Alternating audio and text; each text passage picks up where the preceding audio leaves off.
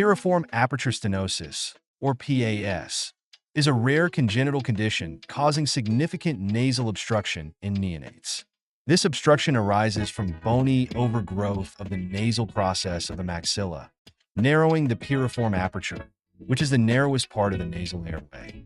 In neonates, even a minor reduction in this space can cause serious breathing difficulties.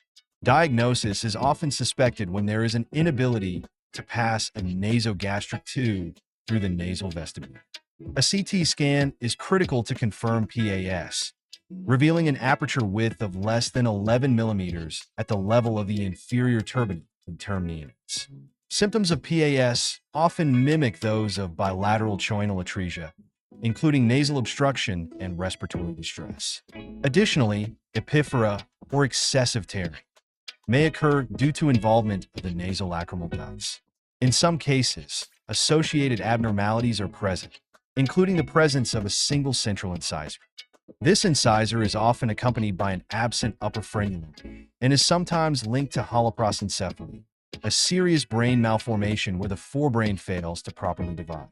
It is crucial to conduct further MRI evaluation to assess for central nervous system defects, particularly affecting the hypothalamic pituitary thyroid axis.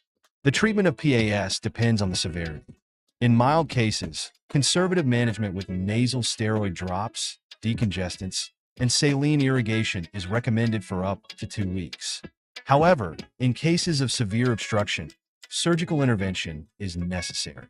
This is often the case when the CT scan shows an aperture of less than 5 millimeters. There are 2 primary surgical approaches, a transnasal approach or a sublabial approach. Both involve the removal of the bony overgrowth using a diamond burr, followed by careful reconstruction. Postoperatively, nasal stents may be placed for up to 4 weeks, although recent studies suggest that stenting may not always be required. Common complications after surgery include nasal adhesions, septal perforations, and ulceration. These can be managed with proper postoperative care, including nasal irrigation and addressing any gastroesophageal reflux if present.